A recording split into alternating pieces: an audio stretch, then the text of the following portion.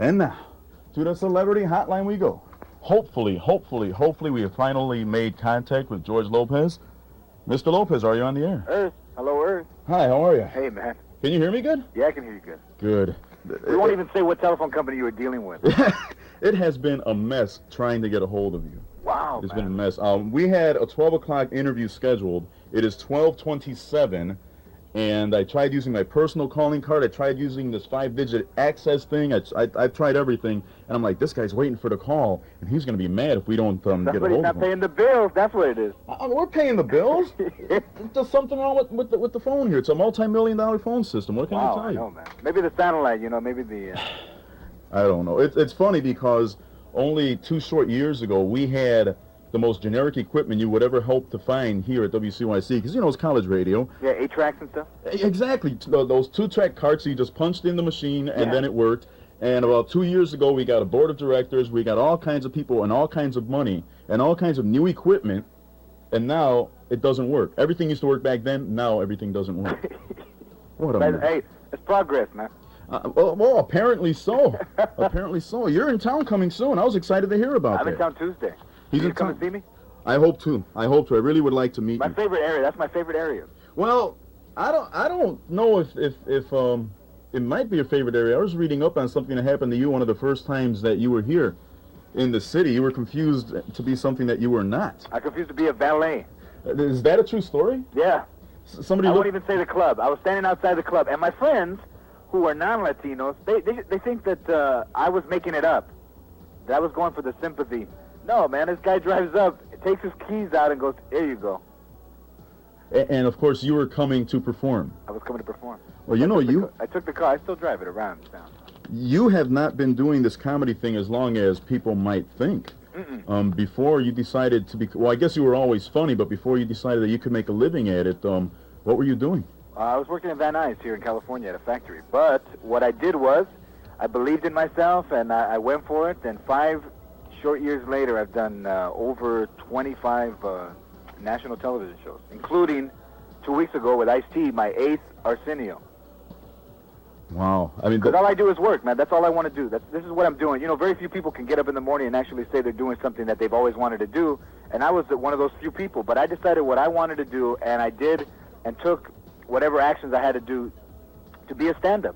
I mean, I didn't want to be a... people say, well, why don't you want to be a doctor? I want to be a stand-up because as I started working, more of my beliefs about being positive and being Latino started coming out. I knew they were in there, but I needed the stage time and the access for them to come out. So even when you were working at this Van Nuys place that you worked at, you still had it in the back of your mind that you wanted to break out and do some I thought about comedy? it every day, man.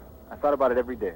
When you're doing something, when you want to do something and you know you should be doing it, it bothers you. It haunts you. And I wouldn't have been happy there. I would have been a guy making $9.35 for the next 20 years. And what was it that eventually just pushed you and you decided to jump in with both feet? I think the fact that the boss's brother-in-law wanted my job, man. The dude would always come up to me and say, so when is it that you're actually thinking about leaving? He says, because... and then I found out that his brother-in-law wanted my job, so I told him, look, here. See this date right here? July 17th? This is when I'm leaving. Don't bother me anymore. And that was like 4 months before it. Those who I guess were close to you and advised you back then, what was their reaction? Because you probably had the card stacked against you already, being a Latino who wanted to get into... show business. Yeah, exactly, show business. Yeah, you know what it was that when I told... they deprogrammed you. They did government work, so they'd come in, and you had to be deprogrammed by personnel, where they didn't want you to tell any secrets about what they used in their machinery. So the lady says, so you're leaving us to work where? And I said, I'm leaving to become a stand-up comedian. And she looked up at me, and her face was like, oh, okay. But then she said, yeah, we'll keep your job open for 6 months in case you want to come back. And I said, I ain't coming back. And even if I did come back, I wouldn't come back here. Now, when you were in school and everything else, were you one of those types who were considered class clowns, or did you play it straight? You know what, I was, and I regret that I was. Because I should have paid more attention in school, man. You want to be cool and you want to be, hey, man, George is funny. But George wasn't learning a lot, which I could use now, man. See, in 70 and 80, when I was getting out of school, I thought that was cool to be like a vago and be funny. But now, when I'm out, I need all the things I could have learned in high school, man. That's why it's important for kids to stay in school, because you think that it's only right there, those 3 years or 4 years. But you got a whole life ahead of you, and what you learn in school is what you're going to take with you. Because, you know, you don't go to school when you're out of work. When you're working, you don't open a book. Maybe you read the paper. That's it. But you did okay. You graduated and everything else. I graduated. Yes, actually, I was the first one in my family to graduate from high school. Well, did you go on and go to college, or did you go straight to work? You know, I didn't go to college. I went to a trade school and took electronics. But, I mean, I wanted to do stand-up, man. It was always in the back of my head. And I had actually done stand-up when I was 18 years old. I spent the summer at the Comedy Store here in Hollywood. Wow. Now, that's something that a lot of listeners probably are not aware of. Yeah, they're not aware that I spent the summer trying, and I wasn't mature enough. I wasn't mature enough to stick with it. I didn't have the maturity to it was more of a hobby, and I thought it was going to be something that would happen overnight, which, you know, you can dream, but that's like it doesn't happen overnight.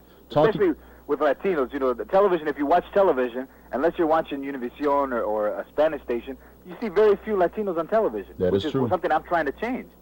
Well, that's one of the reasons why I don't watch 90210. No, 90210, put a Latino, call it 902 Juano. Come on, let's go. Well, that's my exact point. I don't even watch the show because I can't believe that in the entire state of California, even Beverly Hills, you're not going to find Latinos in high school. No, exactly. You know what? And I think as Latinos, we have a lot of power economically. We got a lot of dollars that we spend. So if we see something that we don't like, we actually should not buy the product, man, because the only places to hit these people where it hurts is in the pocketbook. That's true. You know what I found interesting reading up on you is that I've seen you on TV and I've seen you perform, and the reason I wanted to do this interview is because, you know, I'm a fan of yours, you know, for the last couple of years or so, ever since cable popped up with all these comedy shows, and we can see George Lopez almost anywhere. Yeah, thanks. Reading the material, you were shaped, or you were, I guess Rodney Dangerfield had something to do with the style that you use. Yeah, Rodney Dangerfield. You know why? Because when I started writing, when you start writing or when you start working, whether you're a lawyer, whether you're a doctor, you have your own style, which comes out the more you work. So what happened was that I started writing. I didn't write long stories like Cosby, where he's talking about his kids and this.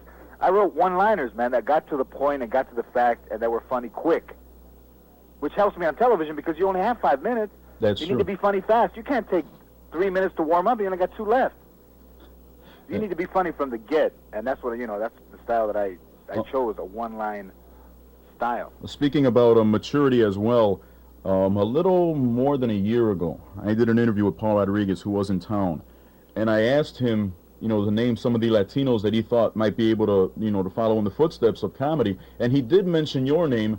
I bring that up because you talked about maturity as well, and your style really is not the style that Paul Rodriguez used to get him to the point where he's at now. No, you know what? The best compliment is that there's no comparison. No, there isn't. That's the best compliment to me. Because Hollywood seems to do that Noah's Ark one at a time. You know, since they got Paul, they got it covered. But that's not the way it is. It's a little tougher to break in because they have one guy, man. And one guy that will do almost anything. You know what I mean? So really, him actually making it to the point where he's at now, I get. You say that makes it a little more difficult for people like you? It makes it a little more difficult because I'm trying to do it from the positive point of view. I mean, first of all, I'm very proud of who I am, even if I wasn't a comic. I'm proud to be a Mexican and American. You know, and what I found out when stand-up was happening is that Latinos were the joke, man. Well, we were the joke. People would make fun of it, the way we talked, the way we dress. We were the joke. Well, I remember because a couple of the jokes that I remember, I'm your age. I'm 28 now. I guess you're 29. Right. And back when I was watching TV and everything else, he came out with the tortilla and called it the Mexican Pac-Man. He came out with this big old knife and called it a Mexican credit card. Yeah, yeah. And it was funny, but I see your point in that it kind of degraded. Which is funny, but who's laughing, man? Who's really laughing? You know, the people were laughing at us and not with us. I want people to laugh with me. I don't want people to laugh at me.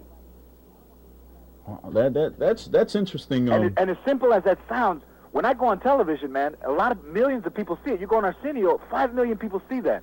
So if you perpetuate or go back or feed back into the way people think that we are, that what you're doing is actually hurting yourself. Then how does this help you decide?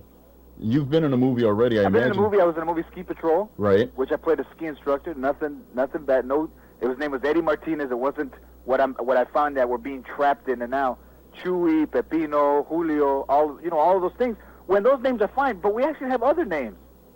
Can you afford to be selective in terms of the roles? You know what, I can. I can because of the stand-up. I do a lot of stand-up. I do a lot of colleges that are quite lucrative. I do clubs.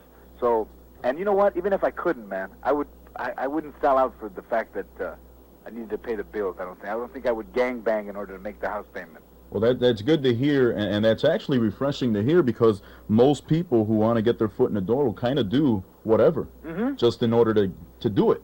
It's different. You know, I'm not telling actors or people not to do, you know, I'm only telling I can only speak for myself. And I want people, you know, to only speak for themselves. They can't say, oh, look at that guy. No, I'm only saying, for me, I wouldn't do that. I wouldn't, you know what, I know Edward James Olmos, and I don't think I would have been in American Me. Even though that was an acclaimed movie. Even though, yeah. I don't think, I just personally don't think that I go speak to a lot of kids, and they seem to get off on this gangbanging thing, man. They seem to actually, because that's all they see on television, so they go, wow, man, I'd like to be a cholo in this movie, man. But you could be more, you know, you don't have to be a cholo in every movie. That's why I'm tired of these movies coming out that just do gang. In the 70s, they had like a exploitation film, there was like Boulevard Nights, and every movie seemed to be gang-related. Here we are, 92, and another movie comes out, that's gang-related. Wow, but things are looking up, though, for Hispanics. Sure they are. In the movies and on TV, too. Yep. And even to the point where, you know, we talked about Paul Rodriguez earlier, and I don't want to harp on it, but he, too, has changed his style to the point where he is doing more positive things. I think maybe he finally realized that young people are watching you. Young people are watching, and the times change. If you do that type of material that you did before, you're almost a parody of yourself. You're almost like, wow, this dude hasn't changed with what's going on. Nobody wants to hear that Sanford and Son type humor. It's different now. That's weird. So you can still talk about being ethnic, but it doesn't have to come from a negative place, man. That's the more difficult thing, is to be positive and be funny. When I read that you also visit boys and girls clubs and deal with kids in terms of more of a one-on-one basis, how's that like? Hey, you know, that's pretty good, because when I was growing up, all my role models were either they were black athletes, baseball players, or white comedians, or black comedians. I didn't have anybody that was a role model that was actually my color, man. So what you want to do now is you want to go back to kids and tell them that they can achieve anything that they want. You know, but you have to stay in school. I mean, if you're in 10th grade and you drop, what does your future hold for you? And I guess, too, if the comedy thing didn't happen for you, at the very least, you've got an education to fall back on. Of course. You know what? I've become a man, I would think. I've become a man. You know, I grew up in an area where the guys tended to stay in their area, like a fishbowl. It's like growing up in a fishbowl. You grow and you marry and you die within a 5-mile radius of where you come from. It's good to get out, man, and see. I used to hate white people because I never saw any. I never saw any. The ones I saw were on television or driving nice cars. But, you know, all that can happen to you. Now, how did you get out of that whole deal? Because if you look at what's on TV, especially after the Rodney King thing, it would seem as if everywhere you turn, there are gangbangers and there are drugs and there are bad influences, but you managed to stay away from all that. Yeah. You know what? I managed to stay away from it because I made my own decisions. I didn't make peer pressure make the decision for me. I knew that is bad. Man, I have friends that even to this day, people come up to me and see me and go, hey, remember this guy? And whenever they say remember, you know it's not something, yeah, you know he didn't just win a trip to Mazatlan. No. They say remember this guy, you know, he's dead, man. Chances are, yeah, something bad happened. Yeah. As a matter of fact, let me tell you this. Friday night, I was at the Laugh Factory in Hollywood, where they do Comic Strip Live, and Rodney King was in the audience, man. Rodney King came to the show. Wow. Did you spend some time sitting with him? They asked me not to do Rodney King material, but I did some material about the Los Angeles Police Department. And you were there during the entire riot thing? Yeah. As a matter of fact, I grew up in the area that Foothill Police Department, in the area that happened to Rodney King. That police department patrolled where I grew up. And that one incident was not an isolated incident. That stuff has been going on for a long time because you have a lot of African Americans and Latinos living together, and not a lot of officers speak Spanish. So what better way to get your point across than to take out a club and point somebody in the right direction?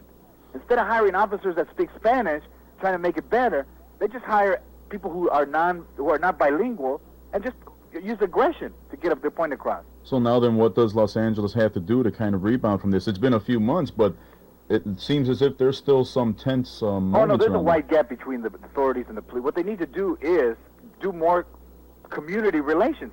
At that station, Foothill, where that Rodney King incident happened, instead of going out in the community and telling people that we're not all bad, they built a wall halfway around the station, a brick wall.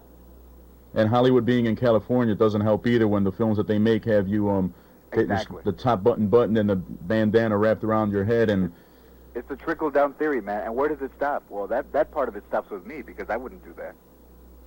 What we need to do, and groups, there's Latino groups that get together, and I don't know if particularly groups are a good idea. Individually, we need to make decisions for ourselves. Then as a group, we come together, we've made progress. Instead of coming together as a group and deciding, well, what do you want to do now? Individually, decide what you want to do, and then go for that. Well, I hope the young people listening do listen to you and do take your advice, because you are someone who has been able to make it in a business that is not really friendly to those who don't fit into the business. And it's not only show business. It's college, it's school, it's your profession. No matter what your profession is, I think people look at you different when you're of color because of the images that come across on television, man. You see the news, and you see negative images. So they see me in an elevator, and it's just me and some woman. She's gonna think, man, this dude's gonna stab. I may as well just give my purse right now. Yeah, I've been through that too, and it's a shame, but it's like, but he's Puerto Rican, and Exactly. Automatically they have this stereotype in their head that, well, since he's Puerto Rican, this is what he's like, and it's a shame. You see, and it happens to everybody. And the thing is, a lot of times it happens to people, and they're not aware of it. See, I'm aware of it every time it happens to me.